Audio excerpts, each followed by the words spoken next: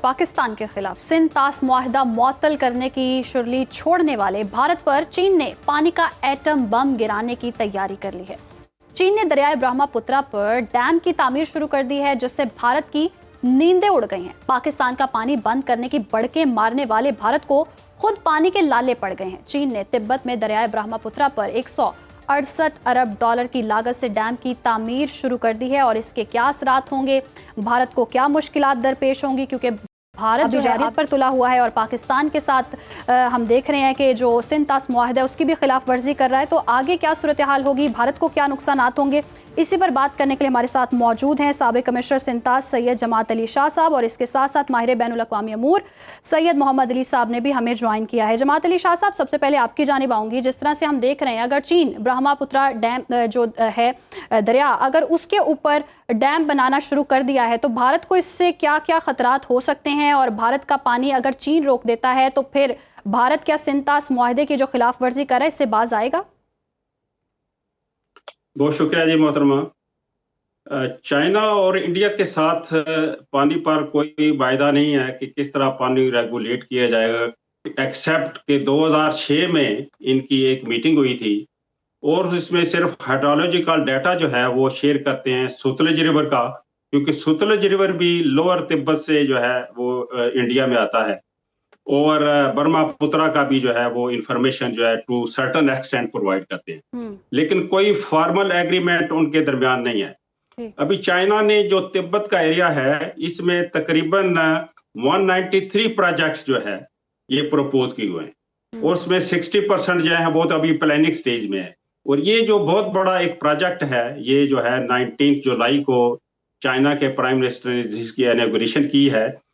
ये तकरीबन 60,000 मेगावाट का प्रोजेक्ट है और इसमें कैस्केड्स ऑफ हाइड्रो इलेक्ट्रिक जो हैं ये पावर प्लांट्स हैं, और मैं चाहता हूं कि ये तकरीबन 20 से 25% पानी जो है ब्रह्मपुत्रा का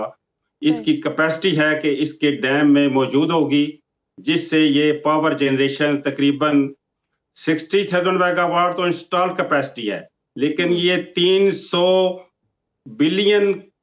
किलोवाट आवर जो है ये बिजली जनरेट करेगा। आप ऐसा समझ लें कि इतनी बिजली होगी कि जितनी बर्तानिया ने पिछले साल इस्तेमाल की थी। तो ये एक प्रोजेक्ट ये बिजली जो है उनको प्रोवाइड करेगा। लेकिन चाइना अपर राइपेरियन है, इंडिया लोअर राइपेरियन है, और इंडिया को ये समझ आ जानी चाहिए कि अगर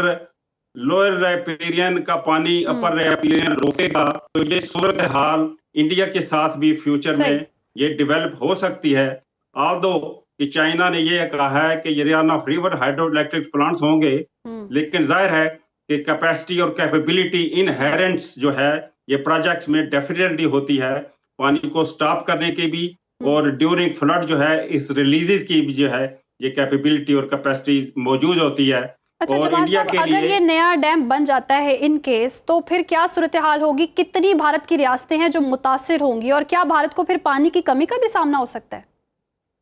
देखिए, इसमें जो इनकी जो इमीडिएट स्टेट आती है अरुणाचल जो प्रदेश है उसमें ये एंटर होता है, उसके बाद ये बांग्लादेश में चला जाता है। तो बांग्लादेश और इंडिया में जाहिर है कि ड्यूरिंग लीन पीरियड, यानी कि जब मानसून नहीं होता तो पानी की डेफिनेटली स्केर्सिटी होगी, लेकिन डाउन स्ट्रीम में जाकर कुछ ट्राइब्यूटरीज जो है ये नेपाल से भी इस रिवर को ज्वाइन करती हैं। तो मैं समझता हूँ कि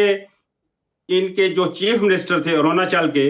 उनका तो ये कहना था कि हमें कोई ज्यादा नहीं फर्क पड़ेगा क्योंकि 20 से 25% पानी जो है वो ब्रह्मपुत्रा से हमें मिलता है, लेकिन अल्टीमेटली मैं समझता हूँ कि 20 या 25% अगर लीन पीरियड में पानी से ये डिप्राइव इंडिया हो जाएगा तो जाहिर है कि वहां पर क्राइसिस डेफिनेटली डेवलप होंगे और बांग्लादेश क्राइसिस भी हो सकता है, और इस मंसूबे की जोग्राफियाई और स्ट्रेटेजिक अहमियत भी बहुत है। सैयद मोहम्मद अली साहब, आपकी जानिब आऊंगी। जिस तरह से हम देख रहे हैं कि भारत तो सिंध तास मुआहदे की खुद खिलाफ वर्जी कर रहा है, और जब खुद की बारी आई है तो अब चीखना शुरू कर दिया है। तो ये खिलाफ वर्जियां जब खुद कर रही हैं, फिर एतराज किस बात का? देखिए, जिस तरह अभी जमात साहब ने कहा उसी बात को मैं आगे बढ़ाता हूँ। इसका एक तस्वीराती पहलू है, एक नजरियाती पहलू है, और एक आप यूँ समझें कि कानूनी पहलू है। सबसे बड़ी बात यह है कि आपको याद होगा कि चंद साल कबल जो है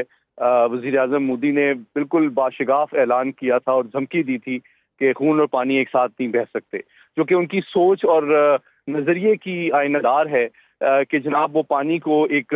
पॉलिटिकल वेपन या अभी जारियत के लिए इस्तेमाल करना चाहते हैं और पाकिस्तान के 240 मिलियन लोगों की जिंदगियों के वो दुश्मन हैं। पहली बात, जो कि इस बात का सबूत है कि वो अमन के जरिए इस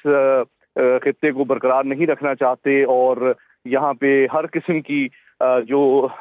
कोशिश हो सकती है पाकिस्तान को नुकसान पहुंचाने की, वो हाथ से जाने नहीं देना चाहते। दूसरी बात यह है कि इंडस वाटर ट्रीटी आलमी कवानीन के मुताबिक एक बहुत अहम एक कानूनी दस्तावेज है जो कि दुनिया में जिस पे हम कारबंद रहे हैं और बारहा भारत ने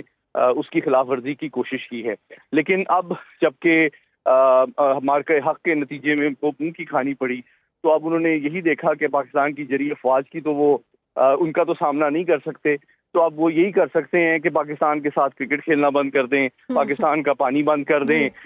या पाकिस्तान के जो सोशल मीडिया वेबसाइट्स हैं उनको बंद कर दें या दहशतगर्दी के मंसूबे बना लें,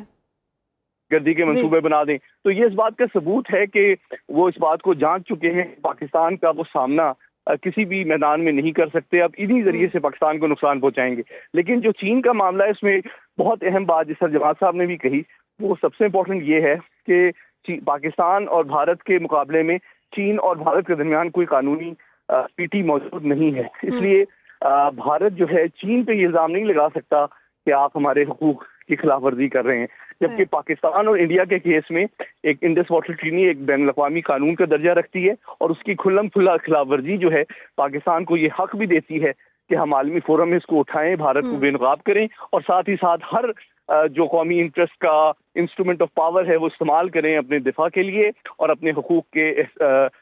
की सिक्योरिटी के लिए। सही, हमें अपने दिफा के लिए बोलने का मौका भी मिला है और भारत जो है इसकी खुली खिलाफ वर्जी भी कर रहा है और हमें हर फोरम पर आवाज़ उठानी भी चाहिए। सैयद जमात अली शाह साहब हमारे साथ मौजूद थे। सैयद साहब हमारे साथ मौजूद थे, आपके वक्त का शुक्रिया। और यकीनन भारत जो है वो खुली खिलाफ वर्जी कर रहा है। सिंतास मुआहदे की अगर बात करते हैं और अगर चीन भारत का पानी रोक देता है तो भारत को खासा नुकसान हो सकता है, पानी की किल्लत का सामना हो सकता है। और एक तरफ सिंतास मुआहदे की खिलाफ वर्जी है, दूसरी तरफ अगर चीन पानी बंद होता है तो फिर भारत को एतराज़ करना नहीं चाहिए। और अगर बैनुल अक़वामी सतह पर बात करें तो सिंतास मुआहदे के लिए हम हक रखते हैं कि हम आलमी फोरम पर इस हवाले से